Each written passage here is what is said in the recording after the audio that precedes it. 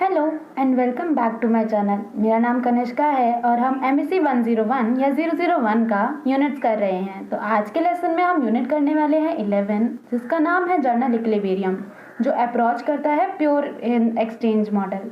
Pure exchange model क्या होता है, अब ये पढ़ते हैं। अब इसमें हम कंसीडर करके चलेंगे पूरे चैप्टर में ही प्योर एक्सचेंज मॉडल, जैसे कि नाम है इसका, जहाँ पे नो प्रोडक्शन टेक्स प्लेस, जहाँ प्रोडक्शन नहीं होता है। Consumer have initial bundle of goods, initial endowments. Consumer के खुद इनिशियल बंडल्स होते हैं, जो भी वो प्रोडक्ट्स या गुड्स खरीद रहा है उसके इनिशियल बंडल्स लेंगे हम। एक गुड को, सिंगल गुड को कंसीडर नहीं करेंगे, उसके बंडल को कंसीडर करेंगे और उसी के इनिशियल एंडोमेंट्स। एंडोमेंट्स यूटिलिटी को कहते हैं, ये हम आगे पढ़ेंगे। They exchange their goods with each other according to their preference. अब इसमें क्या होता है, प्रोडक्शन तो होता नहीं है, प्योर एक्सचेंज मॉडल है, इसमें प्रोडक्शन नहीं होता। तो क्या होता है, वो अपने गुड्स एक्सचेंज करते हैं एक दूसरे के साथ, एक दूसरे की प्रेफरेंस के अकॉर्डिंग, जैसे कि बार्टर सिस्टम में होता था। अब आगे देखेंगे, by exchanging their goods they enter into a exchange और ट्रेड। अब जैसे ही उन्होंने गुड्स एक्सचेंज किए, उससे वो एक ट्रेड या एक्सचेंज में पहुंच गए। ट्रेड सिर्फ वो नहीं होता जिसमें हम पैसे देके कुछ खरीद रहे हैं। जब हम कुछ एक्सचेंज करते हैं, मतलब हमारे पास से कुछ जा रहा है और हमारे पास कुछ आ रहा है, तो इसको भी हम ट्रेड या एक्सचेंज में काउंट करते हैं। तो बार्टर सिस्टम भी एक तरह का ट्रेड ही था पहले, जो चला करता था। अब endowments refers to the commodity held by the consumer, their preferences and their utility. अब एंडोमेंट्स क्या होते हैं, एंडोमेंट्स वो कमोडिटी होती हैं जो कंज्यूमर परचेज करते हैं अपनी यूटिलिटी या अपने प्रेफरेंस को सेटिस्फाई करने के लिए। तो एंडोमेंट क्या हो गया, जो भी हमारी यूटिलिटी है, यूटिलिटी को ही एंडोमेंट मान सकते हैं, क्योंकि हम जितने खरीदने की चाह करते हैं उसी को हम एंडोमेंट में काउंट करते हैं।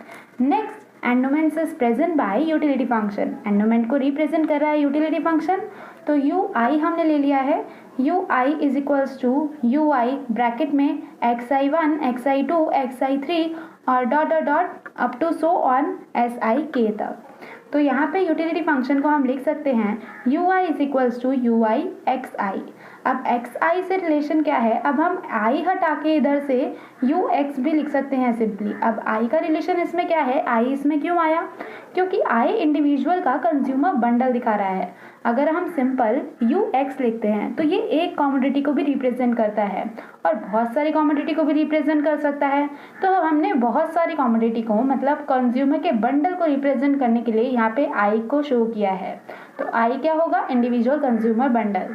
अगर आप लगाना चाहे तो लगा सकते हैं, नहीं लगाना चाहे तो नहीं लगा सकते। बस उसकी एक्सप्लेनेशन में फिर आपको लिखना पड़ेगा कि ये कंज्यूमर बंडल को लेके हमने सॉल्व किया है। वैसे आप कंसीडर करें आई पूरे यूनिट में ही तो ज़्यादा अच्छा है। Now we introduce price for finding exchange rate in barter system. अब बार्टर सिस्टम में हम प्राइस को इंट्रोड्यूस कर रहे हैं। अब प्राइस को बार्टर सिस्टम में इंट्रोड्यूस कैसे करेंगे, उसमें तो हो ही नहीं सकता, उसमें तो गुड्स एक्सचेंज हो रहे हैं। तो इसमें बार्टर सिस्टम में प्राइस का क्या काम, वो हम फाइंड करेंगे एक्सचेंज रेट को लेके। अब हम आगे देखते हैं। उससे पहले हम प्राइस किस रेशो में लेंगे या कैसे रिप्रेजेंट करेंगे प्राइस को। तो प्राइस इज इक्वल्स टू, जैसे ये x1i था तो इसका प्राइस हो गया p1, xi2 था उसका प्राइस हो गया p2, ऐसे ही सो ऑन xik था तो उसका प्राइस हो गया pk। अब हम प्राइस को कैसे रिप्रेजेंट करेंगे या प्राइस को हम एक्सचेंज रेट में कैसे लेके चल रहे हैं, इसको देखते हैं। तो the price of 1 unit of good x is equal to the 1 unit of good y। अब जैसे ही प्राइस एक यूनिट, मतलब हम अगर एक्सचेंज कर रहे हैं बार्टर सिस्टम में, तो गुड एक्स की एक यूनिट से हम गुड वाई की एक यूनिट को ही एक्सचेंज करेंगे। तो उसको क्या बोला जाता है, उसको बोला जाता है रिलेटिव प्राइस। अब यहाँ पे गुड एक्स जो है एक यूनिट, वो गुड वाई की एक यूनिट के इक्वल है, इसको हम बोलेंगे रिलेटिव प्राइस। तो हम कैसे निकालते हैं रिलेटिव प्राइस, एग्जाम्पल लेके देखते हैं। Price of potato is ₹5। Potato का प्राइस क्या है, ₹5 है। और एप्पल का प्राइस क्या है, उसके कॉरिस्पॉन्डिंग ₹2.5, मतलब ₹2.5। ₹2.5 और ₹5 है। अब इसके रिलेटिव प्राइस कैसे निकलेंगे, रिलेटिव प्राइस ऑफ पोटैटो का रिलेटिव प्राइस कैसे निकलेगा, अगर हम 5 को डिवाइड कर देते हैं 2.5 से मतलब 5 डिवाइड बाई 2.5, तो हमारा आंसर आ गया 2। वही होगा रिलेटिव प्राइस ऑफ पोटैटो। अब रिलेटिव प्राइस ऑफ एप्पल कैसे निकालेंगे? तो रिलेटिव प्राइस ऑफ एप्पल के लिए, एप्पल था 2.5 का, तो 2.5 को हम 5 से डिवाइड कर देंगे तो उससे निकला है 0.5 और वही रिलेटिव प्राइस है एप्पल का। तो एप्पल और पोटैटो का रिलेटिव प्राइस समझ आ गया। इसके लिए हम प्राइस को लेके चलेंगे बार्टर सिस्टम में, मतलब प्योर एक्सचेंज मॉडल में हमारा बार्टर सिस्टम होता है। बार्टर सिस्टम में प्राइस तो काम नहीं करता, पर जब हम एक्सचेंज कर रहे हैं तो हम ऐसा तो नहीं कर सकते ना 1 किलो गेहूं लेके 10 किलो बाजरा दे दिया, ऐसा नहीं कर सकते। तो उसके इक्वलाइजेशन के लिए हमने प्राइस को मॉडल में लिया है, पर प्राइस को हम पी वाली टर्म में नहीं लिखेंगे, उसको सिर्फ एक्सचेंज रेट को समझने के लिए लिया गया है। देन आगे चलते हैं। तो वॉलरेजियन इक्विलिब्रियम हमारे पास टॉपिक आ रहा है। तो वॉलरेजियन इक्विलिब्रियम या वॉलरेजियन डिमांड कर्व हम यूनिट 2 थ्योरी ऑफ डिमांड में पढ़ के आ चुके हैं, तो वही सेम इसमें भी है। ऑब्जेक्टिव क्या रहेगा? मैक्सिमाइज करना कंज्यूमर की यूटिलिटी फंक्शन, और जैसे कि यू आई एक्स आई हमने पीछे पढ़ा, इसको यू एक्स भी लिख सकते हैं। ऑल्सो कॉल्ड कॉम्पिटिटिव इक्विलिब्रियम, इसको कॉम्पिटिटिव इक्विलिब्रियम भी बोलते हैं। किस में? परफेक्ट कॉम्पिटिशन मार्केट में। जब परफेक्ट कॉम्पिटिशन मार्केट में वॉलरेजियन इक्विलिब्रियम निकलता है तो उसको कॉम्पिटिटिव इक्विलिब्रियम भी हम बोल सकते हैं। नेक्स्ट देखते हैं, इस Walrasian equilibrium refers to the pair of price in the consumption bundle. Consumption bundle और उसके प्राइस पे ये डिपेंड करता है वॉलरेजियन demand curve.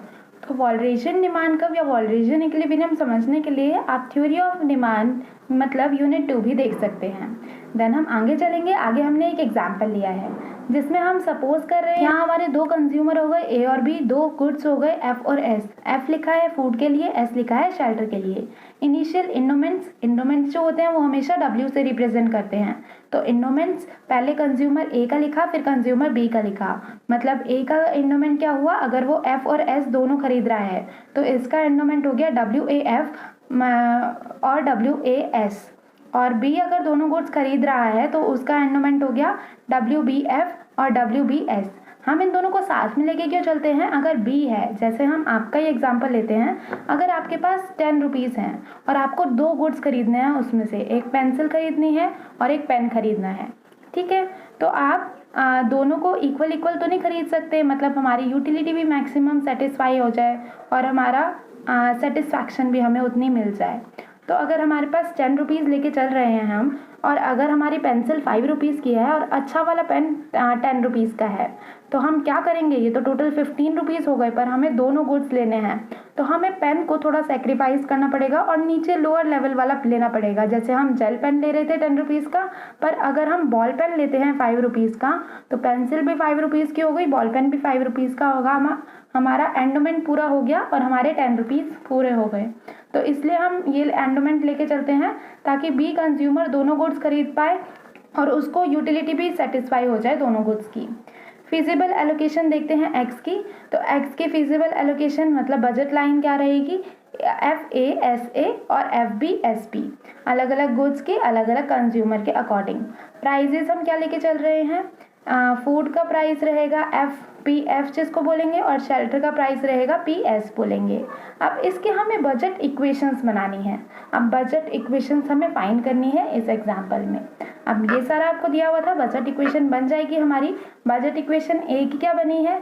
P F F A plus P S S A. आपको तो पता ही है, अगर हम प्राइस को गुड्स के साथ मल्टीप्लाई कर देते हैं तो हमारी बजट इक्वेशन आ जाती है। तो हमने फर्स्ट कंज्यूमर के लिए, अभी ए के लिए, फर्स्ट कंज्यूमर के लिए पहले तो एफ वाला प्राइस पी एफ जो फूड का प्राइस था वो मल्टीप्लाई कर दिया एफ ए से, और हमने दूसरा वाला मल्टीप्लाई कर दिया एस वाला शेल्टर वाला प्राइस एस ए से। एस ए हमारी कॉमोडिटी हो गई शेल्टर वाली और एफ ए हमारी कॉमोडिटी हो गई फूड वाली। तो हम इन दोनों को प्लस कर देंगे तो ए का बजट लाइन आ जाएगी। एंड इज इक्वल्स टू में अब इसको एंडोमेंट लेके चलना है, तो एफ ए की जगह हम लिख सकते हैं डब्ल्यू ए एफ। तो ये भी हमें साथ में ही लिख के चलना है। तो P F W A F plus P S W A S, और ऐसे ही हमने बी कंज्यूमर के लिए कर लिया, उसकी कॉमोडिटीज से और उसके प्रेफरेंसेस और एंडोमेंट से। अब since there is no money, हम मनी लेके नहीं चलेंगे, बार्टर सिस्टम है क्योंकि we need to use relative price. अब हमें मनी नहीं है तो हमें रिलेटिव प्राइस का यूज करना पड़ेगा। For this divide both of the bundle by P S. इसके लिए हम पी एस को दोनों में डिवाइड कर देंगे क्योंकि हम इन टर्म्स ऑफ एस निकाल रहे हैं। Relative price in terms of S, relative price of F in terms of S. तो हम ए को पूरे इक्वेशन जो हमने बनाई थी इससे पी एस से डिवाइड कर देंगे और बी को भी पूरी इक्वेशन से पी एस से डिवाइड कर देंगे। तो पी एस से पी एस इस वाली इक्वेशन में कैंसिल हो गया, यहाँ पी एस था नीचे पी एस आ गया, तो पी एस से पी एस कैंसिल हो सकता है इस वाली इक्वेशन में। एंड इधर W वाला लास्ट वाला है WAS और WBS, इसमें भी PS से PS कैंसिल आउट हो जाएगा। नेक्स्ट देखेंगे, एज्यूम करना है PF अपॉन S को प्राइस के इक्वल, क्योंकि हम इन टर्म्स ऑफ S ले रहे हैं तो हम इसको प्राइस के इक्वल कंज्यूम कर लेंगे, एज्यूम कर लेंगे। अगर हम इन टर्म्स ऑफ S ले रहे हैं रिलेटिव प्राइस ऑफ F, तो हम इन टर्म्स ऑफ P लिख लेंगे इसको। तो हमारा अब बजट लाइन क्या बन गई, A और B की, A की बन गई PFA, P हमने लिख लिया है PF अपॉन PS को। तो इसके बाद हमारी ये बजट लाइन बन गई है PFA plus SA PWF plus WAS, और B एजेंट की या B कंज्यूमर की बजट लाइन बन गई है PFB plus SB plus PWBF plus WBS। तो ये दोनों बजट लाइन हमारे पास आ गई है। देन इसके बाद आगे चलते हैं, ये क्वेश्चन हमारा यहीं ख़त्म हो गया है। आगे आता है ब्राउअर्स फिक्स पॉइंट थ्योरम। तो ब्राउअर्स ने फिक्स पॉइंट थ्योरम निकाली थी। ये क्या कहती है, any continuous mapping F x, कोई भी फंक्शन होगा जो कंटिन्यूस होगा of a close bounded convex set, जो कि कॉन्वेक्स होगा, बाउंडेड होगा और क्लोज होगा, इनटू इटसेल्फ, खुद में ही, has at least one fix point X star such that F X star is equals to X star. अब ये क्या बोलता है कि कोई भी अगर फंक्शन, हम कोई भी फंक्शन ले रहे हैं एफ एक्स और वो कंटिन्यूस है, क्लोज है, बाउंडेड है, कॉन्वेक्स है, और तो इसका क्या होगा, इसका रिजल्ट ये निकलेगा कि उसका वन फिक्स पॉइंट ज़रूर निकलेगा जो 45 डिग्री को टच कर रहा होगा। अब हम डायग्राम के थ्रू देखेंगे। Suppose F X is a continuous function, F X यहाँ पे कंटिन्यूस फंक्शन है। This function obey Brouwer's theorem, ये फंक्शन ब्राउअर्स थ्योरम कैसे ओबे करेगा, मतलब कैसे मानेगा, that there exist some F S star, क्योंकि इसका एक पॉइंट जो कि फिक्स होगा वो एक्स स्टार एग्जिस्ट कर रहा होगा उसी प्लेन में या उसी ग्राफ में, और उसका फंक्शन निकलेगा F X star. Any function which is continuous has to cross 45 degree line somewhere, जो भी फंक्शन, कोई भी फंक्शन ले रहे हैं हम, एनी फंक्शन, जो भी फंक्शन कंटिन्यूस है वो अगर 45 डिग्री लाइन को टच करता है किसी भी पॉइंट पे, तो उस पॉइंट को हम फिक्स कर देते हैं इस थ्योरम के अकॉर्डिंग। अब डायग्राम के थ्रू देखेंगे तो हमने ये बना रखा है फंक्शन। आप कोई भी फंक्शन बना सकते हैं, किसी भी रिलेशन में बना सकते हैं, चाहे डाउनवर्ड चाहे अपवर्ड चाहे कैसा भी, बस वो कंटिन्यूस होना चाहिए। तो यहाँ पे जैसे ही हम 45 डिग्री की लाइन ड्रॉ करते हैं तो यहाँ पे एक पॉइंट आ गया जहाँ पे ये कर्व और 45 डिग्री की लाइन इंटरसेक्ट कर रहे हैं। इसी को पॉइंट को हम फिक्स कर देते हैं ब्राउअर्स थ्योरम के हिसाब से, और इस कॉमोडिटी को लिख देते हैं एक्स स्टार और फंक्शन वाली लाइन को लिख देते हैं एफ एक्स स्टार। यही होता है ब्राउअर्स थ्योरम। आज का लेसन हम यही ख़त्म करते हैं। आई होप आपको अच्छे से समझ आया हो। इसका सेकेंड पार्ट आने वाला है। Thank you so much, good bye.